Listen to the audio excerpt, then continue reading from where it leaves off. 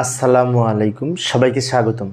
প্রিয় শিক্ষার্থী বন্ধুরা, আজকে আমি আইসিটি বিষয়ের সংখ্যা পদ্ধতির উপর ভিত্তি করে সরকারি মাইকেল মধুসূদন কলেজ, এটি এটি এটি সংক্ষেপে কলেজ বলা হয়, যেটি বিশেষ যশোরে অবস্থিত। তো এই কলেজটির যে সৃজনশীল প্রশ্নটি এসেছিল, এই প্রশ্নটির সঠিক সমাধানের জন্য তোমাদের সাথে আছি আমি মোহাম্মদ সিরাজুল ইসলাম।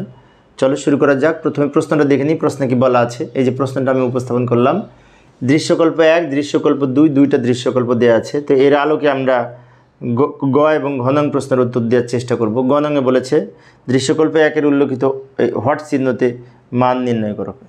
এই যে দৃশ্যকল্প 1টি লক্ষ্য করি, এইখানে বলেছে এ বি বি এ, তারপর প্লাস হট 8 8, মানে এটা অক্টাল সংখ্যা কত হবে। এটা কিন্তু হেক্সাডেসিমাল সংখ্যা, এতে বেজ 16। আবার সমান দিয়ে ডি এ ডি, এটাও কিন্তু 16। তাহলে এটাও হেক্সাডেসিমাল, এটাও হেক্সাডেসিমাল। মাঝখানে আবার বলছে এখানে কত বসবে। তো আমরা জানি এই দুটো যোগ করতে এটা সমান হবে। তাহলে আমি যদি এইটা থেকে এটা বিয়োগ করি তাহলে কিন্তু এটা পাবো। আবার বলছি, এটা থেকে যদি এটা বিয়োগ করি তাহলে এটা পাবো। এখন দুইভাবে করা যায়। একটি হচ্ছে সরাসরি হেক্সাডেসিমাল পদ্ধতিতে এটা থেকে এটা বিয়োগ করতে পারি, হেক্সাডেসিমাল পদ্ধতিতে বিয়োগ করব। আর আরেকটা কাজ করা যায়, এটাকেও দশমিকে রূপান্তর করব, এটাকেও দশমিকে রূপান্তর করব, তারপর দশমিক দশমিক বিয়োগ করব। এটাও হয়, দুইভাবে করা যায়। তো আমি সংক্ষেপে করতেছি, এটা থেকে এটা সরাসরি বিয়োগ করব। তাহলে হেক্সাডেসিমাল বিয়োগটাও আমাদের শেখা হবে, আবার অঙ্ক সমাধান করা যাবে। যাই সমাধান করার চেষ্টা করি। এই যে আমি আগে থেকে সাজায় রেখেছি। উদ্দীপকে উল্লেখিত এই হট চিহ্নতে মান নির্ণয় করার জন্য আমরা প্রথমে হেক্সাডেসিমাল বিয়োগ করব। এটা ছিল ডিএ ডিএ সমানের ডান পাশে যেটা বড় সংখ্যা, ওটা থেকে বাম সাইডে ছোটো সংখ্যাটা বিয়োগ করব। আচ্ছা, এখন বিয়োগ হেক্সাডেসিমাল পদ্ধতিতে বিয়োগ করব। এ থেকে এ বিয়োগ করলে 0 হয়, এর মান 10, বি এর মান 10, 10 থেকে 10 বিয়োগ করলে 0 হয়, 0 হয়।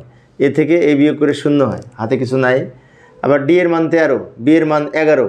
আবারও বলছি, ডি এর মান 13, বি এর মান 11, 13 থেকে 11 বিয়োগ করে 2 হয়।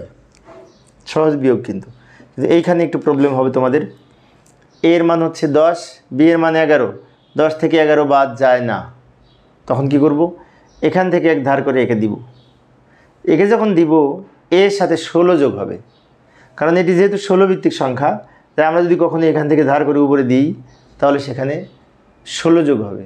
16 আর এর মান 10 যোগ করে 26, 26 থেকে 11 বাদ দিলে এখানে এফ হবে। কেন এফ হবে আমি মুছে দিয়ে আরেকবার বলছি, এটা মুছে দিলাম, এটা এফটা মুছে দিয়ে আমি আরেকবার এটা বোঝাচ্ছি। এ থেকে বি বাদ যায় না, কারণ এ ছোটো বি বড়। তখন এখান থেকে এক ধার করে যখন এঁকে দিব, এর সাথে 16 যোগ হবে। এর মান 10 আর 16 যোগ করে 26, 26 থেকে বি এর মান 11 বাদ দিলে 15 থাকে, 26 থেকে বি এর মান 11 বাদ দিলে 15 থাকে, 15-এর মান এফ, তাই আমরা এখানে এফ লিখব।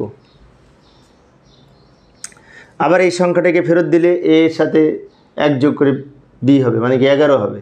এর মান ছিল 10, ধারের 1 ফেরত দিলে এটা 11 হবে।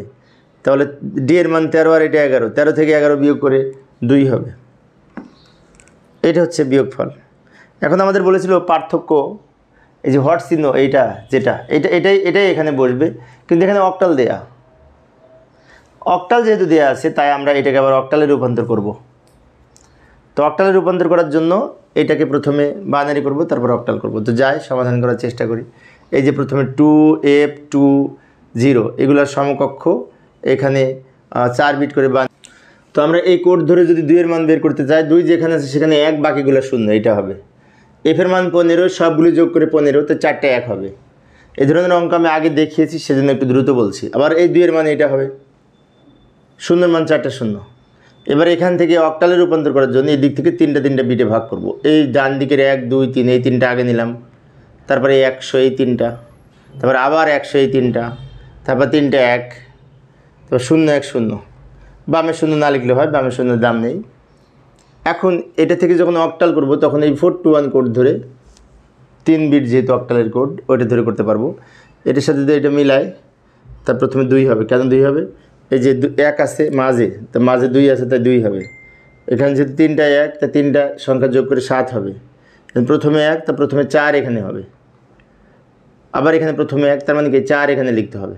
1 যদি প্রথমে থাকে 4 হবে, 1 যদি মাঝে থাকে তাহলে 2 হবে, আর 1 যদি শেষে থাকে তাহলে এই 1 হবে। যেখানে থাকবে সেই সংখ্যাটা হবে। আর 3টা 0, অক্টাল একটা 0। এবারে সবগুলো একসাথে লিখলেই তো আমরা এই অক্টাল মান পাবো। এটা হচ্ছে অক্টাল সংখ্যা, যেটা হট চিহ্নতে বসবে, তাই না? তো গ নাম্বারের সমাধান হলো, আবার আমরা উদ্দীপকে ফিরে যাব ঘয়ের জন্য। তো উদ্দীপকের ঘ নাম্বারে বলেছে দৃশ্যকল্প 2 অনুযায়ী আকাশ রফিককে যে অঙ্কটি করতে দিয়েছিল তা বিশ্লেষণপূর্বক ব্যাখ্যা করো।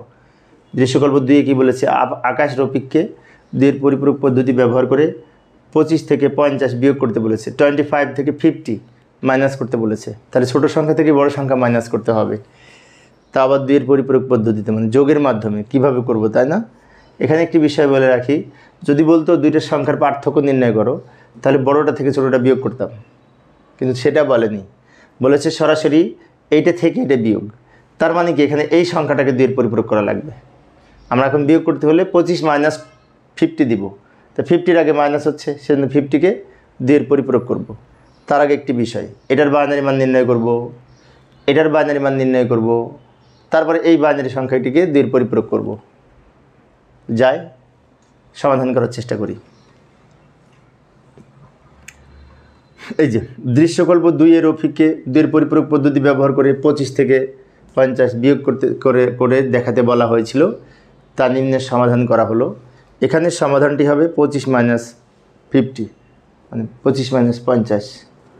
তাহলে লক্ষ্য করলে দেখতে পাই 50 সংখ্যাটি মাইনাস 50 হচ্ছে, মাইনাস 50 যেহেতু, তো মাইনাস মানে ঋণাত্মক সংখ্যা হওয়ায় 2 এর পরিপূরক করা লাগবে। সেজন্য 25-এর বাইনারি মান আগে নির্ণয় করব, 50-এর বাইনারি মান নির্ণয় করব, তারপর এই 50-এর বাইনারি মানকে 2 এর পরিপূরক করব। অনেক শিক্ষার্থীর মনে হতে পারে আমাদেরকে এইগুলো লিখতে হবে, 4 মার্কসের প্রশ্ন তো এইভাবে সাজিয়ে লেখাই ভালো। যাই 25-এর বাইনারি মান নির্ণয় করি।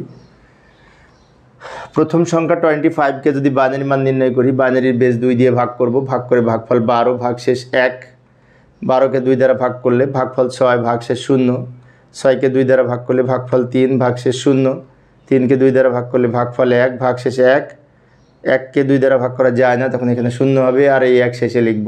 এবার নিচ থেকে উপরের দিকে সাজিয়ে লিখলে উত্তর হবে 1 1 0 0 1, এটা হবে। এটা হচ্ছে 25-এর বাইনারি মান। এবার 50-র বাইনারি মান নির্ণয় করব। এই যে 50-র বাইনারি মান নির্ণয় করব, 50 লিখে নিব, এটাকে 2 দিয়ে ভাগ করলে হবে 25, আর ভাগশেষ থাকবে 0, 25-কে 2 দ্বারা ভাগ করলে ভাগফল 12 হবে, ভাগশেষ 1, 12-কে 2 দ্বারা ভাগ করলে ভাগফল 6 হবে, ভাগশেষ 0, 6-কে 2 দ্বারা ভাগ করলে ভাগফল 3 হবে, ভাগশেষ 0, 3-কে 2 দ্বারা ভাগ করলে ভাগফল 1 ভাগশেষ 1, 1-কে 2 দ্বারা ভাগ করা যায় না, তখন এখানে 0 হবে, আর এই 1 শেষে লিখব। এবার নিচ থেকে উপরের দিকে সাজিয়ে লিখলে উত্তর হবে 1 1 0 0 1 0, এই যে এটা উত্তর হবে। এটা হচ্ছে বাইনারি মান। এখন এই 50-র বাইনারি মানকে 2 এর পরিপূরক করব, কারণ 50 থেকে মাইনাস 50-র বাইনারি মান বের করতে হবে। যাই সমাধানের চেষ্টা করি। এই যে 50-এর বাইনারি মান কিছুক্ষণ আগে যেটি বের করলাম ওটা লিখলাম, কিছুক্ষণ আগে 1 মিনিট আগে যেটি বের করলাম সেটা লিখলাম।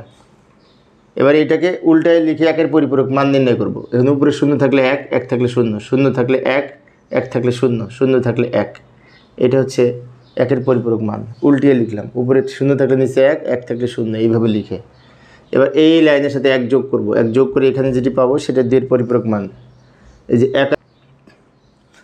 তাহলে এবার এই লাইনের সাথে 1 যোগ করি, 1 আর 1 10, 10-এর 0, হাতে থাকে 1 আর এই 0 যোগ করি 1।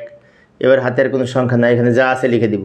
এই যে 1 1 0 0 1 1 লিখে দিলাম, অর্থাৎ এই লাইনের সাথে 1 যোগ করে এটা পেলাম। এটা মাইনাস 50-র বাইনারি মান। কেন মাইনাস 50-র বাইনারি মান?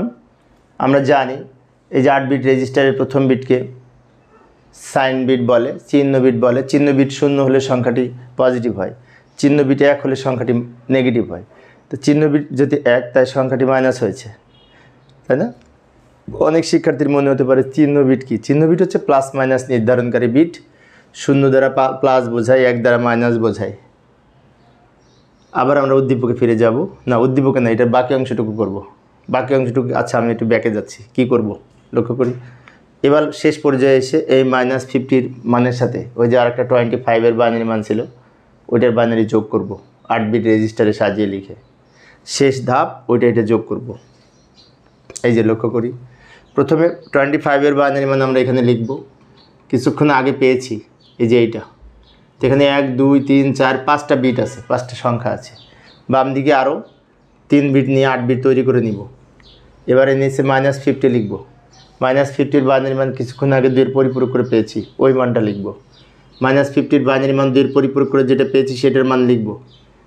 এটা সহজ, তোমরা পারবে, সেই জন্য দ্রুত বলছি, কারণ এই ধরনের অঙ্ক আমি প্রায় করাই 2 পরিপূরক পদ্ধতিতে পার। তো এবার বাকি অংশটুকু করি। এদিকে যোগ করবো আর এদিকে বিয়োগ করবো। এদিকে বিয়োগ করলে হবে -25, কারণ মাইনাস সংখ্যাটি বড়। এদিকে যোগ করব, 1 আর 0 বাইনারিতে যোগ করলে 1, 0 আর 1 যোগ করলে 1, 0 আর 1 যোগ করলে 1, আর এখানে 1 আর 1 যোগ করলে 10, কারণ 1 আর 1 যোগ করলে কেন 10, 1 আর 1 যোগ করলে 2 2 এর বাইনারি 10, সেই জন্য 1 আর 1 যোগ করলে 10, 10 এর 0 হাতে থাকে 1, হাতের 1 আর 1 যোগ করলে আবার 10, 10 এর 0 হাতে থাকে 1, সেই 1 এর সাথে যোগ করে 1, 0 এর সাথে 1 যোগ করে 0 আর 1 যোগ করে 1, 0 1 যোগ করে 1। এখানে কিন্তু 2 4 6 8 বিট হয়েছে। আমরা সাধারণত প্রত্যেক অঙ্কে দেখি পার্থক্য নির্ণয় করার ক্ষেত্রে এখানে ক্যারি বিট থেকে যায়, বাট এখানে নাই, তাই না? থাকতে হবে এমনটি কথা না, ক্যারি বিট তখন থাকবে না যখন এখানে মাইনাস হয়। মাইনাস যখন হয় তখন সাধারণত যোগ করার পর ক্যারি বিটটা থাকে না, কারণ সাইন বিট এখানে 1 হয়েছে। এবার আমরা বাকিটুকু সমাধান করব। সেটা হচ্ছে, এইটা হচ্ছে যোগ করলাম যোগফল, এটা হচ্ছে বিয়োগফল। এইটার উত্তর কিন্তু এইটা। এখন অনেক শিক্ষার্থীর মনে হতে পারে 25-এর বাইনারি এত বড় সংখ্যা না। 25-এর বাইনারি আমরা যদি -25-এর বাইনারি মান দেখি, ক্যালকুলেটরে বের করে দেখতে পারি, অথবা 2 এর পরিপূরক করে দেখতে পারি, তাহলে কিন্তু এইটা পাবো। এবং এখানে সাইন বিট যেহেতু 0 1, সাইন বিট 1, তাই সংখ্যাটি -25 হয়েছে। আমরা জানি সাইন বিট 1 হলে সংখ্যাটি নেগেটিভ হয়। তো সবার শেষে আমরা একটু উত্তর লিখে দেবো এইভাবে, চিহ্ন বিট, এটা হচ্ছে চিহ্ন বিট। সুতরাং পার্থক্য -25, এখানে চিহ্ন বিট 1, এই যে চিহ্ন বিট 1, তাই সংখ্যাটি মাইনাস হয়েছে। চিহ্ন বিট 1 হলে সংখ্যাটি মাইনাস হয়। এইভাবে আমরা মান নির্ণয় করতে পারি। তো প্রিয় শিক্ষার্থী বন্ধুরা, এই ছিল আজকের আলোচনা। পরের ক্লাসটি দেখার আমন্ত্রণ রইল। খোদা হাফেজ।